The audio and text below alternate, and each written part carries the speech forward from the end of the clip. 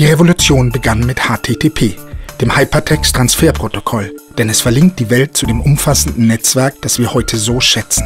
Hyperlinks haben dafür gesorgt, dass neue Portale, soziale Netzwerke, Wissensbibliotheken, Universitäten, Zeitungen, Zeitschriften und Blogs unsere Welt revolutioniert haben. Doch um in der Flut der Informationen und Zitate jene zu finden, die für uns bedeutend sind, braucht es Suchmaschinen. Ohne Suchmaschinen, Use-Aggregatoren und Linksammlungen würden wir uns im Netz verlaufen und Seiten einfach nicht gefunden werden. Außer wahrscheinlich die wenigen ganz Großen. Denen alleine wollen wir aber nicht mehr vertrauen, denn Wahrheit ist Vielfalt.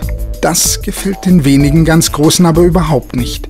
Und hier kommt das geplante Leistungsschutzrecht für Presseverleger. Große Presseverleger haben sich in der Bundesregierung durchgesetzt und wollen mit Hilfe des Leistungsschutzrechtes die Suchmaschinen für das Auflisten von Links, Zitaten und Verweisen zur Kasse bitten. Sie sagen, die Verweise und Zitate würden zu ihrem Verlagsangebot gehören und deshalb muss dafür von den Suchmaschinen bezahlt werden. Sie verlangen das, obwohl ihre Angebote gratis im Netz stehen und sie selbst bei der Suchmaschine einstellen könnten, ob sie gefunden werden wollen oder nicht. Sie hoffen, dass eines Tages Wissen, Nachrichten und Informationen im Netz nicht mehr frei sind und vor jedem Link eine Mautstation steht. Sie wollen das freie Internet kolonialisieren.